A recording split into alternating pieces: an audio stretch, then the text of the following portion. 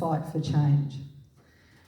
My name is Tess Moodie and I'm the Project Coordinator at Gender Equality for the Advocates for Change and also a Policy and Project Officer at Women with Disabilities Australia, predominantly working on the Royal Commission into violence, abuse, neglect and exploitation of people with disability. I am also a survivor of multiple forms of family and sexual violence across my childhood and my adulthood. For those of you who haven't heard of Gender Equality, Gender Equality is a specialist family violence support service which provides counselling for victim survivors of family violence statewide. The Advocates for Change program is in its 4th year and consists of a group of victim survivors who are trained in media advocacy, public speaking and lobbying for legislative change. We use our lived experience of family, domestic and sexual violence to bring awareness, education and change in Tasmania and more recently extending into national advocacy. Prior to becoming the project coordinator, I started in the program telling my story as a survivor, and now I'm so privileged to be part of coordinating our amazing group that keeps growing every year. Firstly, I would also like to acknowledge any other victim survivors who are in the room today. This vigil is to acknowledge those who have lost their lives to family violence, but I also want to acknowledge the loss that you may have experienced due to family or sexual violence, even though you are still here with us today. The impacts of family violence can be lifelong, enduring, and often affect us long after we have left the perpetrator or the act of violence has ended. The psychological impact of the most insidious and hidden form of family violence, which is emotional abuse or coercive control, can be all-encompassing and often never leaves us. Research has shown that in 99% of cases of domestic homicide, coercive control has been used. Coercive control underpins most cases of domestic violence and remains under-identified, under-reported, and lacks appropriate or effective responses when victim survivors do report to police, first responders, or even family and friends, who may not understand the impacts or the real risk of death to a victim survivor.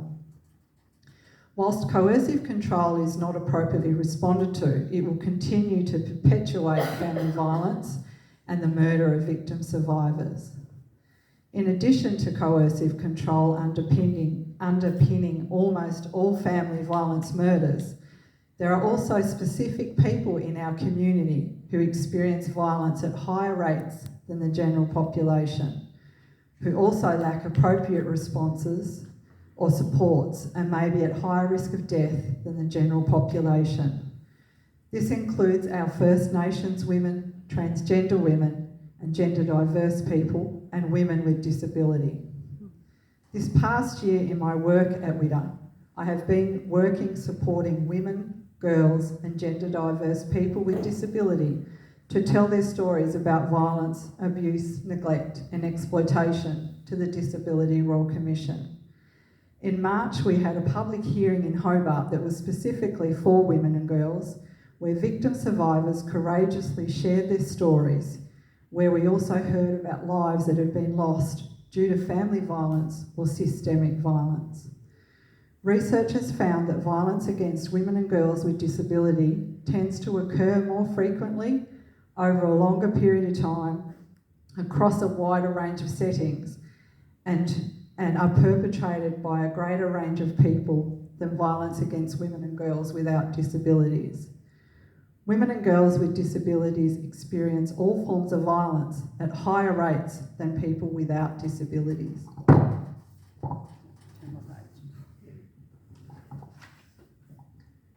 From women with disability, we heard stories of violence, not just happening in a home with a picket fence, like we often perceive is the only setting that gender-based violence can occur, but also in institutions, aged care, group homes, hospitals, prisons, or even on a park bench where a homeless woman may sleep.